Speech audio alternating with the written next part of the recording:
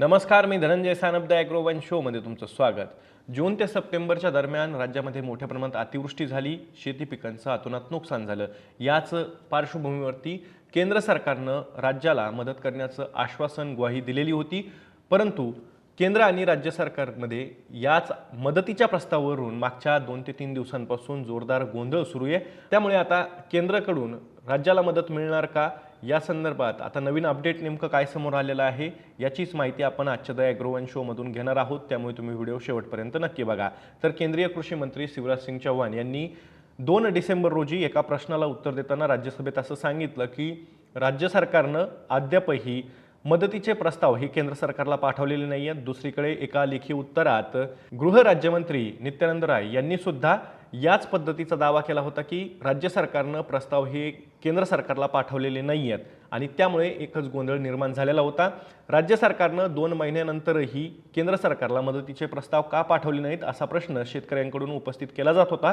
यावरूनच खासदार सुप्रिया सुळे यांनी 3 डिसेंबर रोजी लोकसभेमध्ये एक प्रश्न उपस्थित केला आणि त्यावर उत्तर देताना केंद्रीय कृषी मंत्री शिवराज सिंग चौहान यांनी आधी नाही म्हटलं होतं, पण आता मात्र केंद्र सरकारला राज्य सरकारनं प्रस्ताव पाठवल्याचं सांगितलं. त्यामुळे या हो नामध्ये मोठ्या प्रमाणात गोंधळ निर्माण झालेला आहे. केंद्रीय कृषी मंत्र्यांनी 3 डिसेंबर रोजी लोकसभेत याबद्दलच बोलताना खासदार सुप्रिया सुळे यांना सांगितलं की राज्य सरकारने 27 नोव्हेंबर रोजी एक प्रस्ताव पाठवलेला आहे, अशा पद्धतीची माहिती ही केंद्रीय कृषी मंत्र्यांनी दिलेली आहे. That Maharashtra government has still not sent him a proposal. Maharashtra में कह रहे हैं कि कमेटी बनेगी, कभी उसका रिपोर्ट आएगा, उस पे क्या हो जाएगा. I really appreciate if you can yield to I think yes please I be happy. कि महाराष्ट्र की सरकार ने अभी जो त्रासदी आई थी, भयानक त्रासदी थी बाढ़ की, उसके बाद अपना प्रपोजल 27 तारीख को केंद्र सरकार को भेज दिया है. इतना केवल मैं करेक्ट कर रहा हूँ, आपको भेजा है महाराष्ट्र सरकार ने. Thank you. आपको जब जानकारी रहेगी तो आपने, लेकिन अब आ गया है. कल का सवाल जो माननीय कृषि मंत्री जी ने दे दी. नहीं, ये इनका बड़प्पन है, वो सरकार को बचा रहे हैं. क्योंकि आज ही मैंने कृषि मंत्री से बात की महाराष्ट्र में, उन्होंने कहा हमने कुछ रिपोर्ट नहीं भेजी अभी तक. पूरी हमारा एक सर्वे हो रहा है, उसके बाद कमेटी बनेगी, कमेटी के बाद रिपोर्ट आएगा. छोड़ देंगे अभी वो बात. माननीय कृषि मंत्री जी ने ऑन रिकॉर्ड कहा है.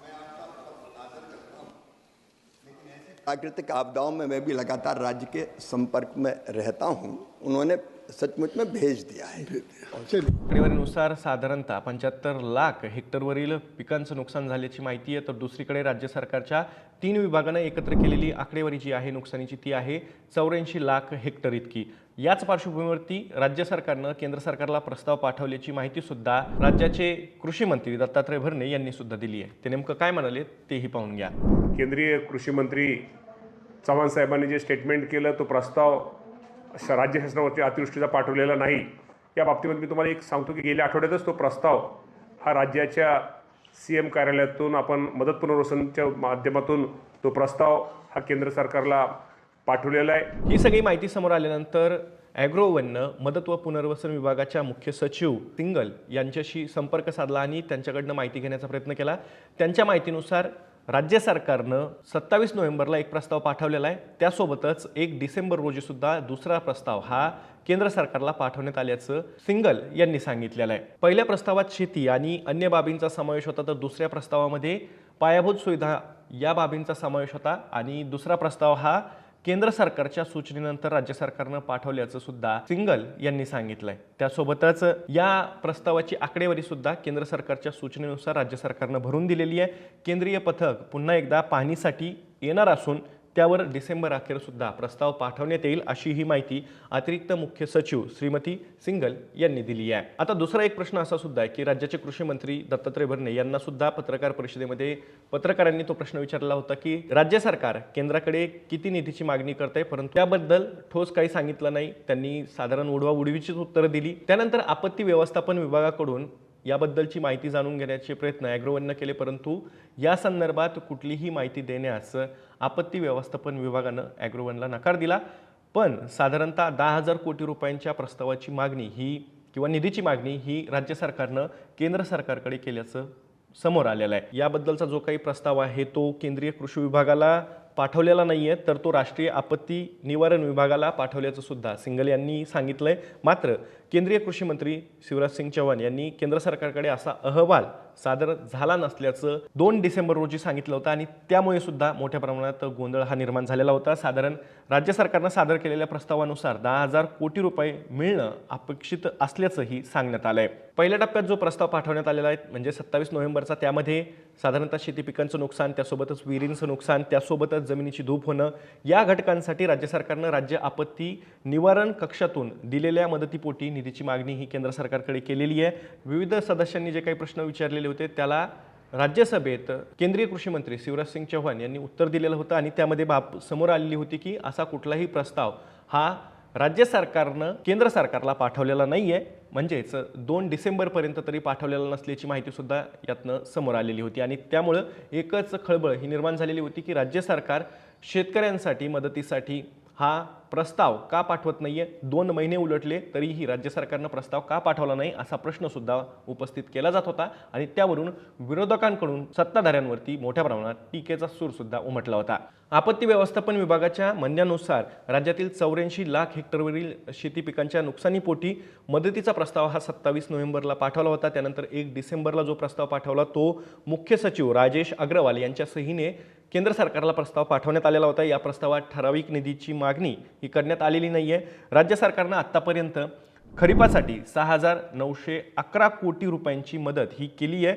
तर EKYC मुळे साधारणतः 6.5 लाख शेतकरी हे अद्यापही या मदतीपासून वंचित आहेत.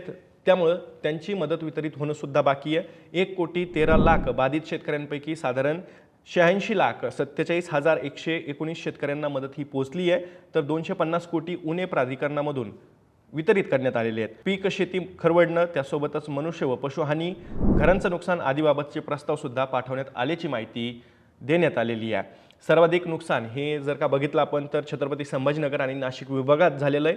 यामध्ये सोयाबीन, कापूस, तूर, बाजरी, त्यासोबतच मूग, उडीद या पिकांचं मोठ्या प्रमाणात नुकसान झालंय. 400हून अधिक नागरिकांचा मृत्यू झाला असून विहिरींचं मोठ्या प्रमाणात नुकसान झाल्याचं प्रस्तावात असल्याचं श्रीमती सिंगल यांनी सांगितलंय. आता या सगळ्या पार्श्वभूमीवरती पुन्हा एकदा केंद्र सरकार राज्य सरकारला नेमकी मदत कधी देणार का अजून एकदा पथक पाठवून त्याची पाहणी केली जाणार आणि त्यानंतर राज्य सरकारला मदत ही दिली जाणार. राज्य सरकार शेतकऱ्यांना नेमकी मदत कधी देणार, कारण की आता शेतकऱ्यांना रब्बी पिकांचं सुद्धा नियोजन व्यवस्थापन हे करायचं आहे आणि त्यासाठी मोठ्या प्रमाणात शेतकऱ्यांना खर्च येतोय. या सगळ्या काळामध्ये शेतकऱ्यांना जर का तातडीनं मदत मिळाली असती तर शेतकऱ्यांचं रब्बीचं नियोजन हे सुलभ होऊ शकलं असतं, सोपं होऊ शकलं असतं. परंतु केंद्र आणि राज्य सरकारमध्ये समन्वय नसल्यामुळं एक प्रकारे गोंधळ निर्माण झालेला आहे. आता मात्र 27 नोव्हेंबर या रोजी आणि त्यासोबतच 1 डिसेंबर रोजी राज्य सरकारनं 2 प्रस्ताव पाठवल्याची माहिती समोर आलेली आहे. अर्थात केंद्र सरकार राज्य सरकारला तातडीनं मदत करेल का त्यावरतीही बऱ्याचशा गोष्टी अवलंबून असणार आहेत. आता या सगळ्या गोंधळाबद्दल तुम्हाला काय वाटतं, कारण की मोठ्या प्रमाणात नुकसान होऊनही केंद्र आणि राज्य सरकारच्या गोंधळामुळे शेतकऱ्यांना मदत ही वेळेत मिळालेली नाही आहे. साधारण 2 महिने कालावधी उलटल्यानंतरही अजूनही हे मदतीचं घोंगडं भिजत पडलेलं आहे. आता या सगळ्याबद्दल तुमची जी काही प्रतिक्रिया असेल ती कमेंट बॉक्समध्ये नक्की कमेंट करून सांगा. मी दररोज संध्याकाळी 6 वाजता ॲग्रोवनच्या यूट्यूब चॅनलवर शेती आणि शेतकऱ्यांच्या हिताचे मुद्दे घेऊन असतो. त्यामुळे तुम्ही अजूनही ॲग्रोवनच्या यूट्यूब चॅनलला सबस्क्राईब केलं नसेल तर लगेच सबस्क्राईब करा. व्हिडिओ जास्तीत जास्त शेतकऱ्यांपर्यंत पाठवण्यासाठी व्हिडिओला लाईक आणि शेअर नक्की करा. आपण पुन्हा भेटू. तोवर तुम्ही तुमची आणि तुमच्या जवळच्या माणसांची काळजी घ्या.